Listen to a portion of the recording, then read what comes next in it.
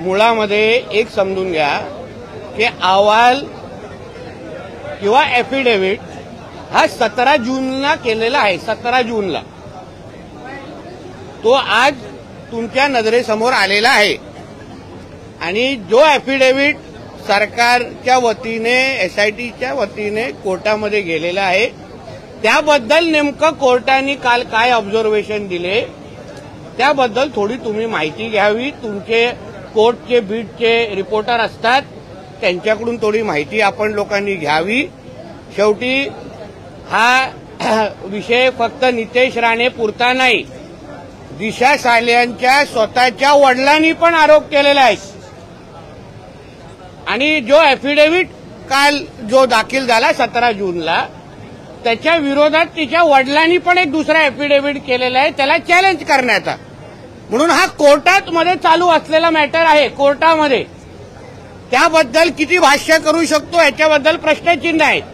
आणि मुळामध्ये हा फक्त नितेश राणेचा विषय नाही, राजकीय आरोपाचा विषय नाही. मग दिशा सालियांचे वडील ज्यांनी स्वतःची मुलगी गमावली ते पण काय राजकीय आरोप करणार आहेत का?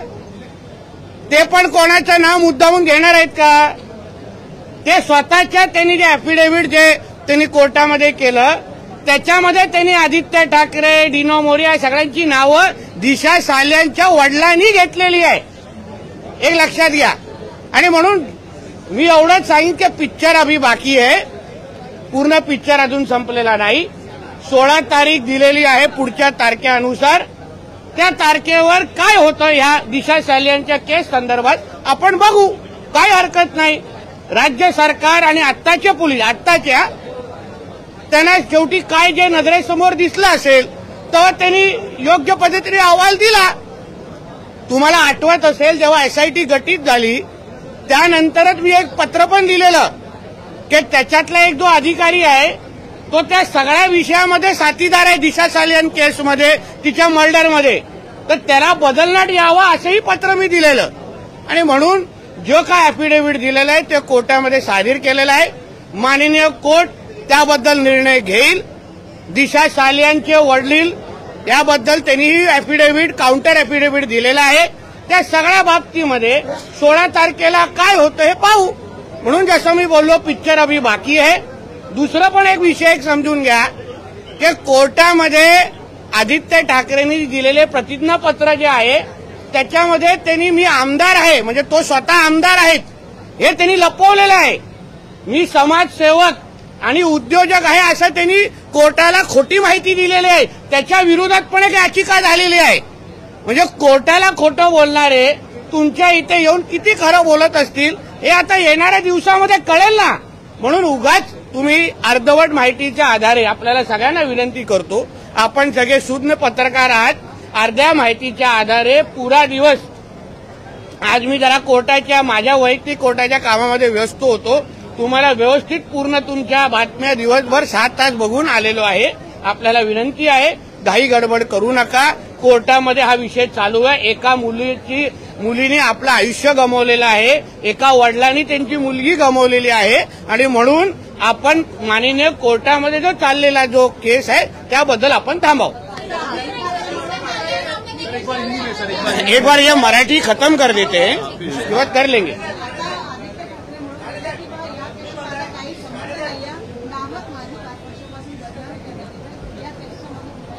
म्हणून बोलतो ना आता त्याबद्दल उत्तर देण्यापेक्षा आगे आगे देखो ना होता है क्या, बघू ना कोर्टामध्ये काय होतंय. म्हणून हे सगळे जे तुम्हाला जे सांगून ते ठेवलेले हे उत्तर आहेत ना ते कुठेतरी रेकॉर्ड करून ठेवा, नंतर एकत्र वाजवायला भेटेल. भाऊच्या धक्क्याच्या इथे हे तुम्ही वाचलं पाहिजे ना. तुमचं काम मी कशाला हलकं करू.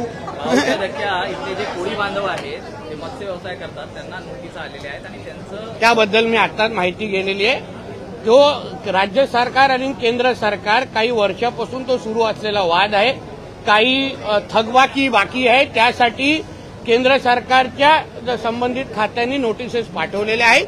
मी संबंधित अधिकारी जे बॉम्बे पोर्ट ट्रस्टचे आहेत त्यांच्याशी मी बोललेलो आहे, त्यांना उद्या बोलून घेतलेलं आहे. आमच्या कोळी बांधवांना आमचं राज्य सरकार कुठेही वाऱ्यावर पडून देणार नाही. त्यांनी ते चिंता करू नये. हे काय महाविकास आघाडीचं सरकार नाही, हे देवाभाऊंच्या नेतृत्वात असलेलं महायुतीचं सरकार आहे. आमच्या सगळ्या मच्छीमार बांधवांना, कोळी बांधवांना पूर्ण ताकदीने आमचं सरकार त्यांच्याबरोबर उभं आहे. लागलं तर मी संबंधित मंत्र्यांना बोलीन, त्यांना जाऊन भेटीन, पण आम्ही त्याच्याबद्दल मार्ग काढू.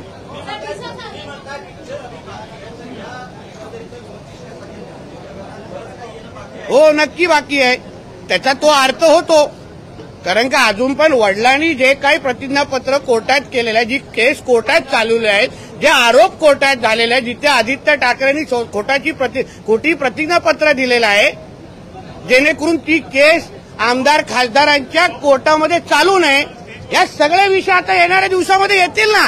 काही घाई करू नका. आम्ही बिलकुल घाईमध्ये नाही. त्या आमच्या दिशा साल्या नामक बहिणीला निश्चित न्याय भेटणार आणि असलेले हे सगळे खुनी जेलमध्ये जाणार.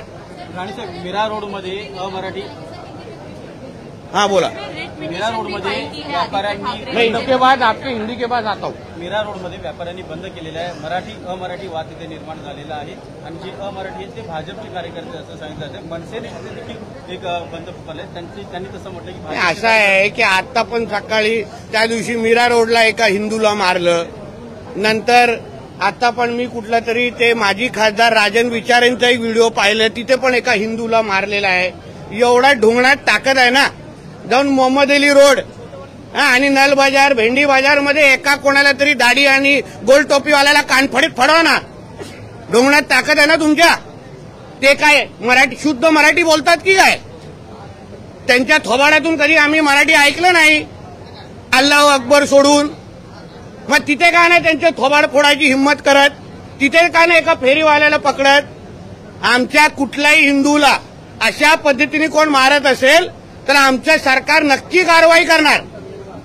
हे हिंदूंनी बसवलेलं सरकार आहे, हिंदुत्वादी विचाराचं सरकार आहे.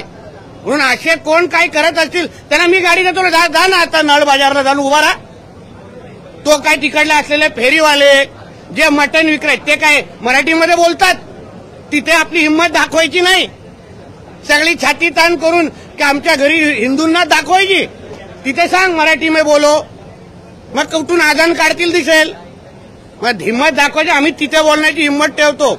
आणि बाळासाहेब ठाकरेंच्या विचारात चालणारे शिवसैनिक आहे ना, हे नलबाजारमध्ये जाऊन कान फोडवतील आणि त्या लोकांना तोंडाने मराठी काढतील.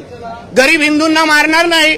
म्हणून अशा पद्धतीचे प्रकार वारंवार अगर आमच्या हिंदूंवर होत असतील ना तर आमचं पण सरकार तिसरा डोळं उघडेल, हे तरी लक्षात ठेवावं.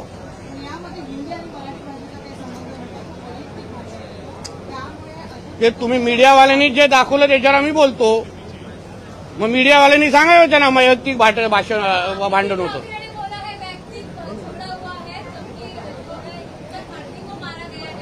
मारा ही गया है ना, एक हिंदू को मारा गया है ना, एक हिंदू को मारा गया है. तो मुझे बोलना है कि इतनी हिम्मत जाके नल बाजार और मोहम्मद अली रोड में दिखाओ ना. वो जो दाढ़ी वाले और गोल टोपी वाले क्या मराठी में बात करते क्या? शुद्ध मराठी में बात करते क्या? उधर जाने की, उनको कान के नीचे बजाने की हिम्मत नहीं है. जावेद अख्तर क्या मराठी में बात करता है क्या? आमिर खान क्या मराठी में गाता है क्या? उधर उसके मुंह से मराठी निकालने की हिम्मत नहीं है. ये गरीब हिंदू को क्यों मारने की हिम्मत कर रहे हो? ये सरकार हिंदू ने बिठाई है, हिंदुत्व विचार की सरकार है. इसलिए इस तरह की कोई भी अगर कोई हिम्मत करेगा तो हमारी सरकार भी तीसरी आंख खोलेगी. इतना मैं कहना चाहता हूँ. हिंदू राष्ट्रामध्ये हिंदूंना फूट पडण्यासारखी आहे. आमच्या देशाला इस्लाम राष्ट्र बनवण्याचे हे षडयंत्र आहेत. अहो, आमच्या हिंदूंची जनसंख्या मुंबईमध्ये कमी करण्याचे प्रयत्न होत आहेत. लव्ह जिहाद, लँड जिहाद आणि ह्या सगळे नाटकं करून हिंदूंचं पलायन कसं होईल, हे सगळे प्रयत्न, त्याच्यामध्ये हिंदूंनाच मारण्याचे कार्यक्रम होत आहेत. मालवणीमध्ये जावा ना, ते काय सगळे एकदम शुद्ध मराठी बोलतात की काय? तिथे का नाही जाऊन मारत एक पण? हे जे कोण छाती ताणून बोलतायत ते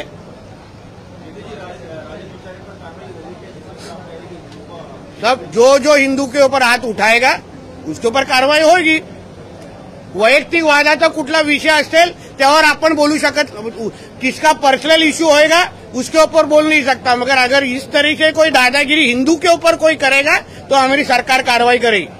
सर, आदित्य ठाकरे ने डिफेमेशन केस डिलिव्हरी बॉयने घरात घुसून तरुणीवर बलात्कार केला आणि सेल्फी सुद्धा काढला तिचा, त्याविषयी कारवाई होणार ना, कायद्याने सुव्यवस्था राखणं हे तर आमचं सरकारचं काम आहे। फडणवीस साहेब आहेत तुम्ही गृहमंत्री, चिंता करू नका, कारवाई होणार, परत डिलिव्हरी करायला जाणार नाही एवढी काळजी घेऊ।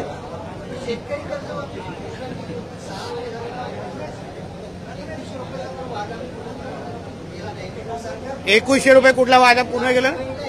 आमचे हप्ते सुरू आहेत, आम्हाला जेव्हा द्यायचे तेव्हा देऊ, तुला विचारून देणार नाही। आणि जे बांध्यावर उभं राहून आम्ही एवढे हजार तेवढे हजार ह्याच्या अगोदर तो आलेला ना, त्याला का नाही विचारलं?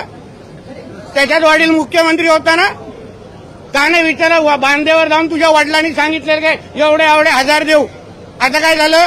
मेवमेव झालं? आमचं सरकार सगळ्या लोकांना समाधान करा, चिंता करू नका। अजूनपर्यंत एकदा एवढी बोंब केली की लाडकी बहीण योजना बंद आहे, सुरू आहे ना, यावेळी महिन्याचा पण हप्ता गेलाय। तुझ्या घरी पण हप्ता येत असेल तर कळव। चला दुसरा काय 4-5 हेडलाईन झाले आहेत। बोले ना। आदित्य ठाकरे ने रिट पिटीशन फाइल की है, डिफेमेशन किया जा रहा है, ऐसा अच्छी बात है। देखिए, हर एक को अपनी जो उन्होंने अगर डेफेमेशन फाइल, अच्छी बात है, वो कोर्ट में उसका जवाब मिलेगा ना उनको। हमारे उस दूसरी तरफ भी बात होएगा ना, जो एलिगेशन हम लोग ने किया, मैंने नहीं किया, वो मैंने तो किया है, उसके अभी पिताजी ने किया है। अभी उसके पिताजी भी राजनीतिक है, उनको क्या एमएलए एमपी बनना है क्या?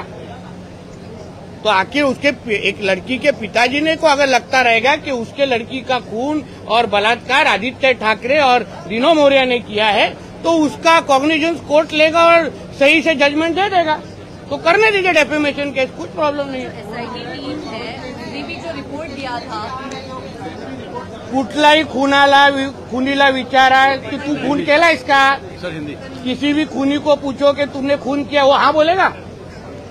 ऐसा एक तो खूनी बताओ भाई, भेटव ना जरा मला, तो तर त्याच्या तोंडातून नाही निकलेगा ना।